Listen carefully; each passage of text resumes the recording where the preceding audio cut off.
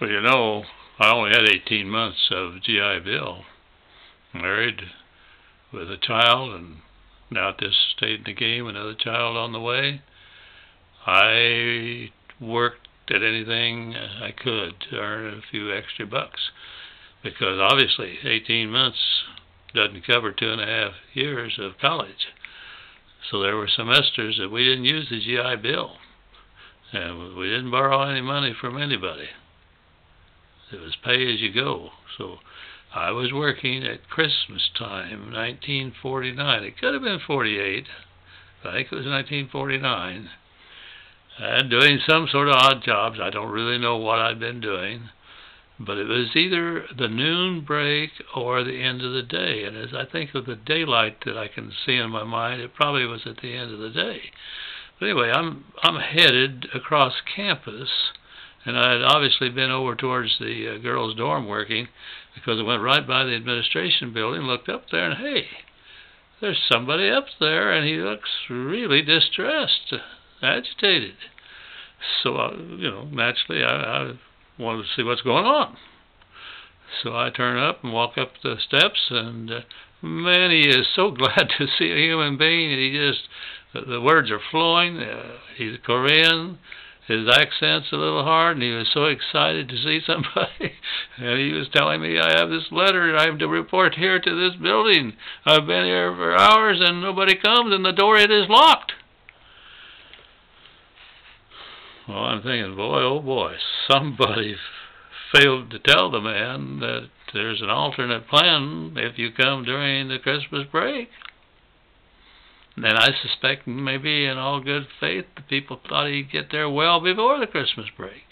Because, right after the break, you get started getting lined up for the second semester in those days. Well, anyway, when he slowed down, I told him, there won't be anybody here for several days because this is a Christmas holiday break. I don't think he understood break, so I had to explain. There'll be no school here for a while until I forgot what date in January, but 10th or 11th or whatever it was. And he was really, you could tell he just was at his wit's end. I think he probably spent every dime he had in paying for the passage and to get from, I don't know if he came into San Diego or L.A. or where, but to get on over across country to Phillips University.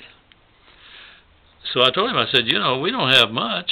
We have a tiny house and a wife and 2 children in their little house, but we have an old red sofa that it's a pull-out, makes a bed, and you're welcome to come to our house and stay there until the college gets back into session and you can see the president. He was to see President Briggs. Had the letter that said so. You will be able to see President Briggs and everything will work out. And he said, really okay? Oh, yes, okay. Your wife be okay? Yes.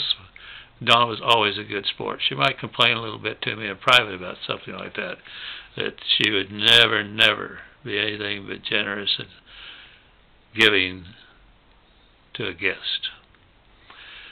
So, Sun Ki Baek, who we would later find out was the son of a very high-ranking, prominent politician, government official in Korea, a man that we'll have more to say about later. Not just the man Sun Ki Baek, but a little bit more later about his father. But Sun Ki appreciated us, and we enjoyed and appreciated Sun Ki Baek. And certainly the first time that we ever had in our house a visitor staying with us from a foreign land, and it was a good thing to get to know a good man from Korea.